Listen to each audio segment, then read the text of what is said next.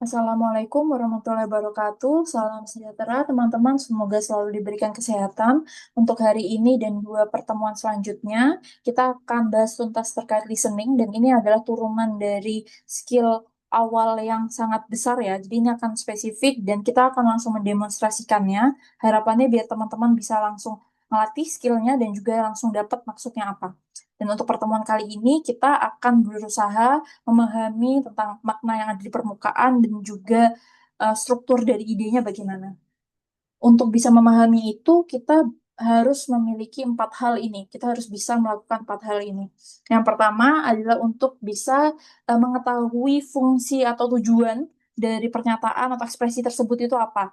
Jadi kan biasanya kita menyatakan sesuatu tuh ada tujuannya ya. Nah, kita harus nge-catch tuh apakah untuk eh, mengiyakan, menolak, dan yang lain-lain. Dan yang kedua adalah untuk bisa dapat core message atau basically audio ini ngomongin tentang apa sih, main idenya apa gitu ya. Lalu yang ketiga adalah signposting word. Kalau teman-teman ingat di pertemuan sebelumnya saya berulang kali mention tentang linking word.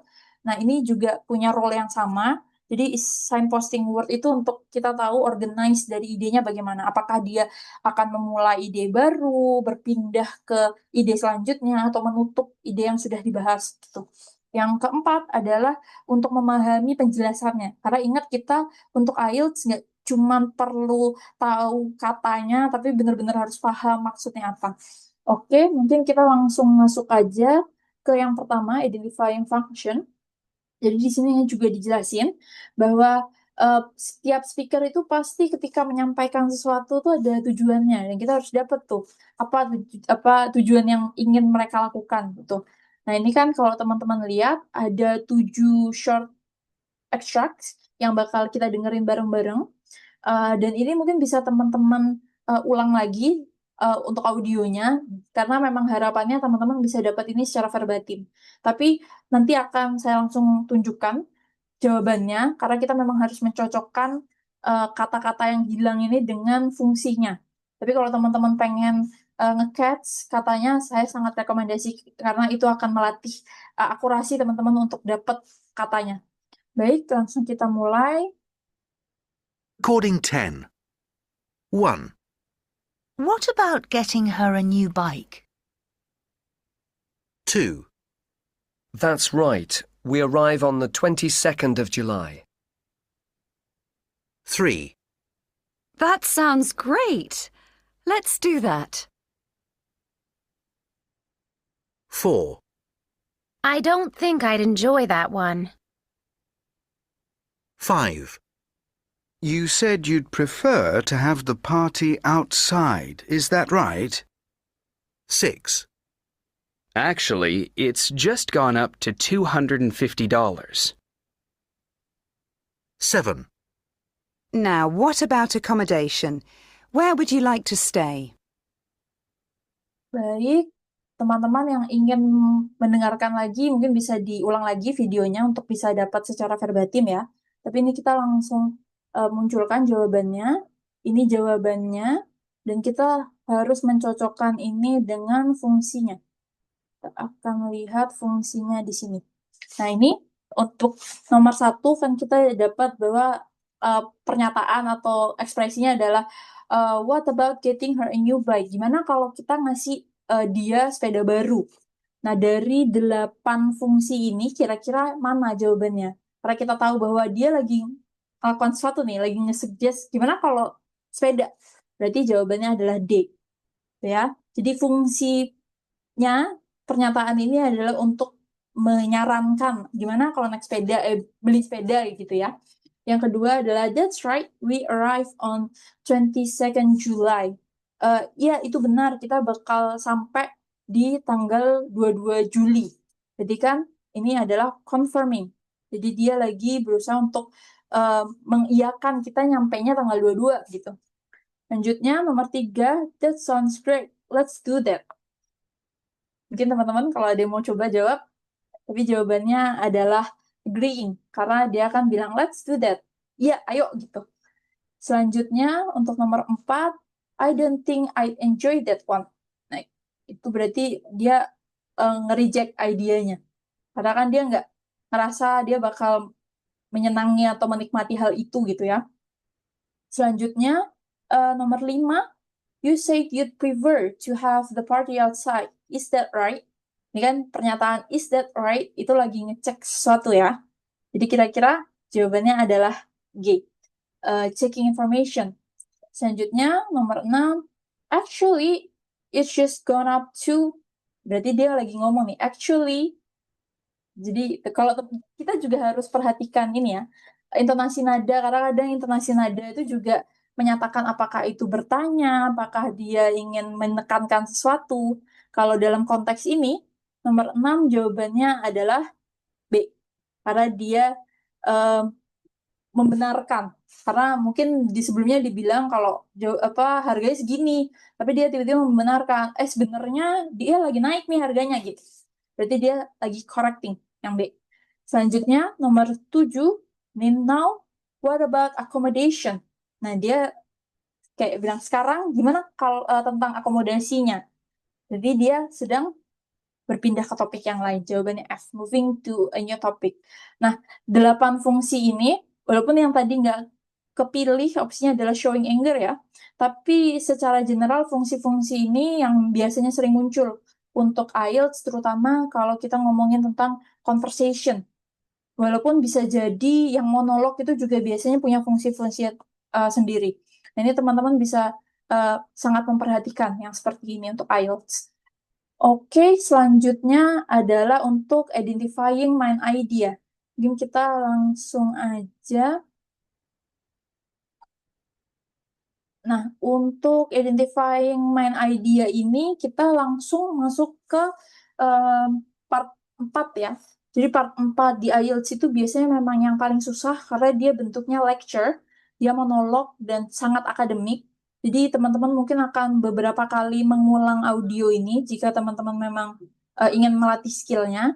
Tapi basically biasanya memang yang kita kejar adalah idenya. Ingat yang selalu dikejar di IELTS atau bahasa Inggris secara general atau bahasa secara general adalah idenya. Kita nggak harus yang secara verbatim tahu. Tapi tentu aja secara verbatim akan menguntungkan teman-teman.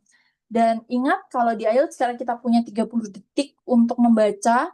Dan itu biasanya jadi bekal utama untuk kita tahu atau bisa ngeprediksi apa yang akan kita dengarkan, gitu ya. Nah, untuk audio kali ini, sebenarnya perintahnya untuk yang ini adalah untuk teman-teman bisa ngurutin. Kira-kira ide yang pertama mana yang muncul duluan, tapi kita akan fokus ke 1.2. Apa sih main topik yang lagi diomongin sama si speakernya, itu ya. Ini kan juga udah dijelasin nih, udah dikasih pengantar bahwa ada si Paul, seorang paleontologis di Australia. Nah, kita harus nge-track apa yang dia omongin. Oke, mungkin langsung aja. Recording 27.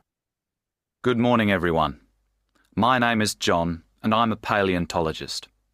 Now, when most people hear that, they immediately get an image of an old professor studying dried-up dinosaur bones, or else they think of a great adventurer from the movies. Well, I'm neither. But I would like to talk to you today about how I came to be a paleontologist and the reason I believe it is an important job. All my life, my main interest has been the environment. So I actually started out as an ecology student. As part of my degree course, I had to do a unit on extinction, and a lecturer visiting from another university gave us a talk on Australia's extinct animals. One of the animals he talked about was called the Diprotodon. It's an ancestor of the modern Australian wombat. He described this enormous animal crossing ancient lakes, getting stuck in the mud and becoming part of the fossil record, which is what we call the preserved remains of animals and plants that we find. And I was fascinated. So fascinated that I immediately changed courses. But paleontology isn't all easy going. The very first field trip I went on was pretty awful. We went to an outback fossil site and we were digging in extreme conditions. I've learned since that that's pretty standard for work like this. But to make matters worse, after 5 days I'd found nothing. I was getting really disheartened. and I was starting to regret my decision when, on the last day of the trip, I was digging into the bank of an ancient dried-up riverbed and found a funny-looking piece of rock. Inside it was a tooth from a giant kangaroo. Finding that one fossil made me realise that this was a field I really wanted to continue working in. Baik, itu ya. Recording 28. Mungkin teman-teman yang mau ngulang lagi bisa diulang lagi audionya dan bisa ngurutin ini ordernya bagaimana urutannya. Tapi kalau teman-teman bisa ngikutin di whole idea buat apa yang ternyata namanya John ya, John sampaikan adalah dia mulai belajar jadi panteologis itu gimana gitu kan. Tadinya dia tuh studinya di ekologi, tapi akhirnya dia berpindah, dia ngejelasin tentang perjalanannya untuk akhirnya dia bisa tetap bertahan belajar dinosaurus dan fosil. Nah, ini kan kalau kita lihat opsi-opsinya, yang pertama adalah important lectures Paul has given. Ini kan nggak tepat ya, karena dia nggak lagi ngomongin lecture nih. Dia masih ngomongin tentang background dia untuk jadi seorang ahli dinosaurus itu gimana. Terus kalau dilihat yang B, describe the process that lead to Paul's current role. Ini jawabannya ya, karena ini memang yang paling tepat. Tapi kita coba lihat untuk yang C, explaining how ancient Australian animals become extinct. Nah, ini nggak dijelasin. Memang dia ngomongin tentang wombat yang udah punah, tapi dia nggak ngomongin tuh gimana mereka jadi punah. Jadi memang jawaban yang paling tepat itu B.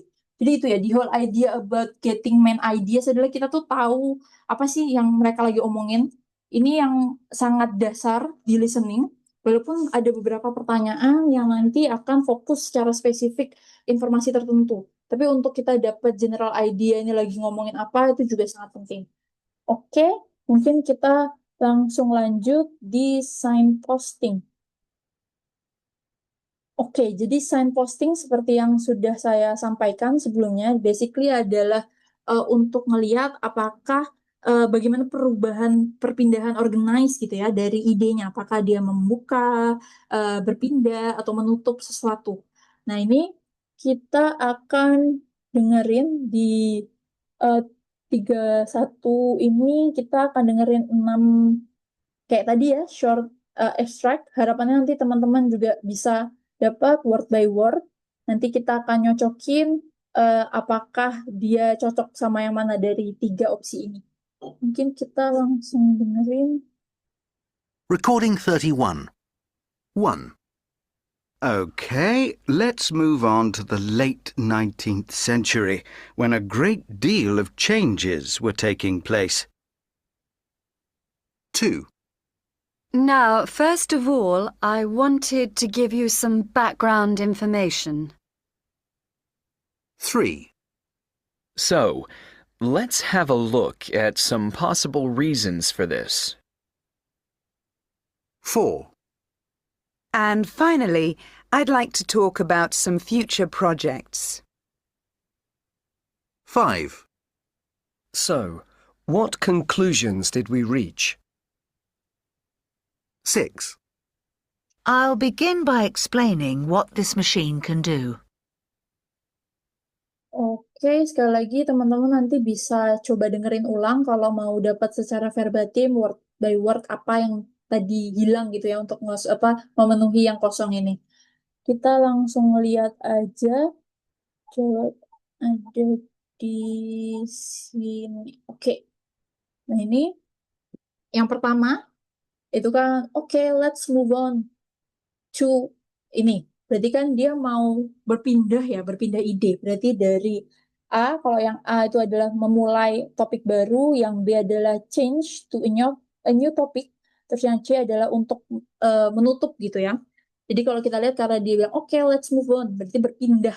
Di jawabannya tentu saja yang B. Lalu yang 2, now first of all, ingat ya karena first of all kan pertama-tama, tentu saja dia ingin memulai suatu topik. Jadi jawabannya yang A. Sedangkan yang nomor 3, so let's have a look at some possible reason.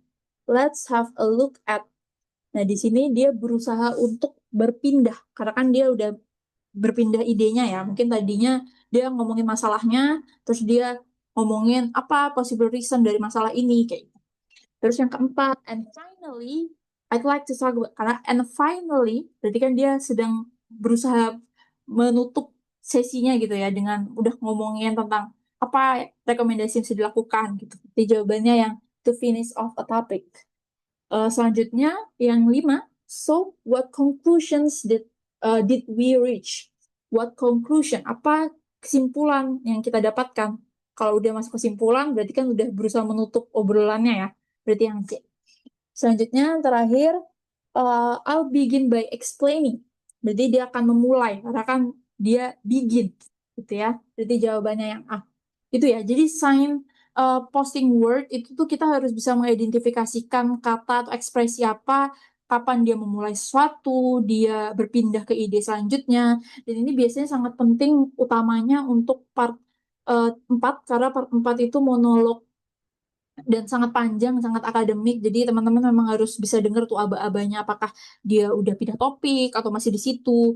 Makanya kita harus punya skill untuk tahu sign posting word. Oke, dan skill yang terakhir adalah untuk bisa ini ya, understanding and explanation. Jadi untuk bisa prepare listening, kita tuh harus bisa mempredik. Kalau masih ingat dari pertemuan sebelumnya kan kita juga harus bisa ngepredik tuh, karena audionya cuma diputar sekali dan membaca soal itu tuh jadi bekal utama untuk kita nanti bisa menavigasikan audionya gitu. Nah, ini kita ada 2 soal. Nah, dari soal itu kita biasanya udah bisa dapat general idea tuh tentang apa yang bakal diomongin. Nah, kita langsung masuk nomor 1. Ini kan what did researchers find in their experience on mice?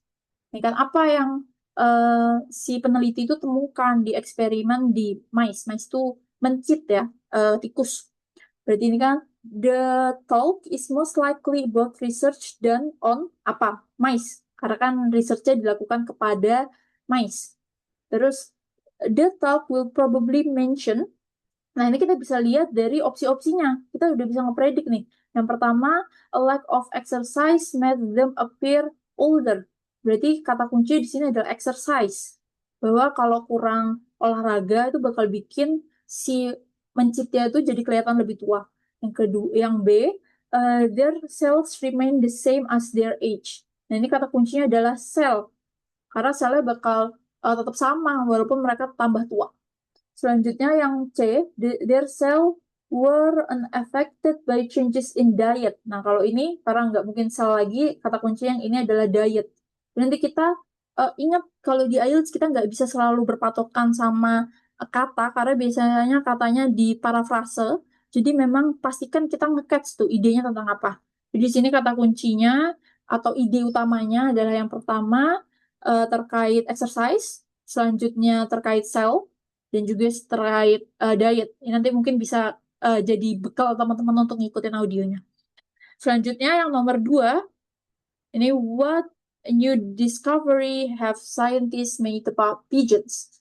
Jadi apa penemuan baru yang ilmuwan tuh temukan di pigeons gitu ya.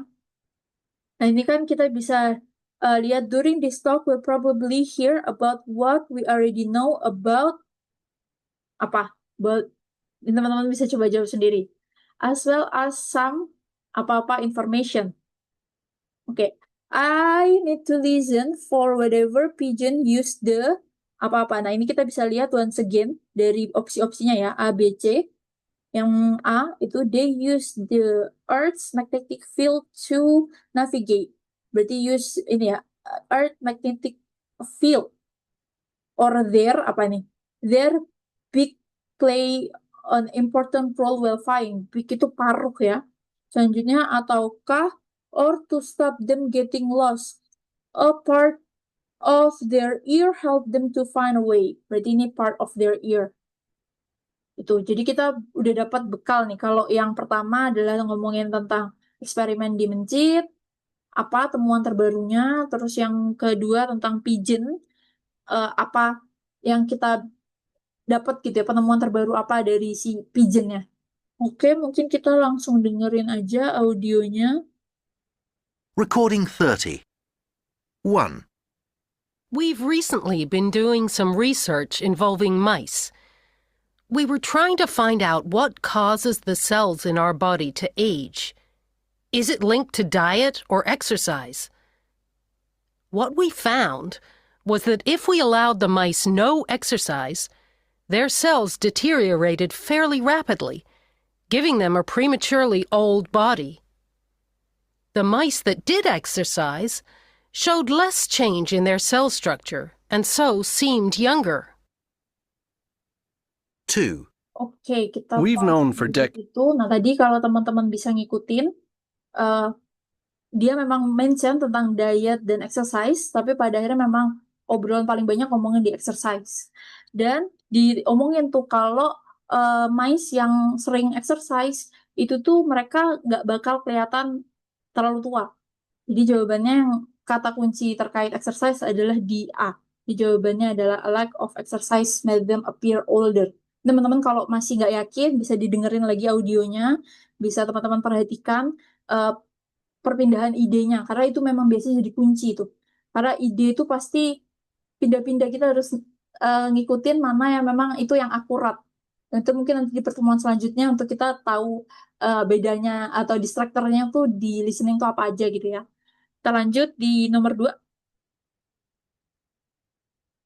that pigeons can navigate using the Earth's magnetic field as a sort of compass. What we don't know is how this works. In our research, we discovered that the pigeon's brain receives a signal from its middle ear that the brain then processes to determine both their direction and the strength of the magnetic field. Previously, it had been thought that it was the bird's beak that held the answer, but this has since been proven false. Recording 30. Oke. Nah, kalau teman-teman tadi bisa ngikutin, kalau yang A sebenarnya nggak mungkin karena dia udah dibantah di awal.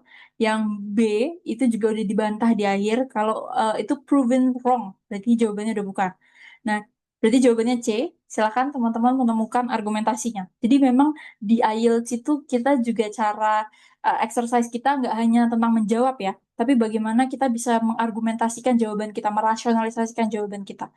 Mungkin itu untuk pertemuan kali ini kita udah dapat 4 dan bisa teman-teman ulangin ya untuk apa masing-masing kunci dari 4 skill ini yang harapannya bisa memperkuat skill listening teman-teman. Mungkin itu untuk hari ini. Terima kasih teman-teman atas perhatiannya. Sampai bertemu di pertemuan selanjutnya. Assalamualaikum warahmatullahi wabarakatuh.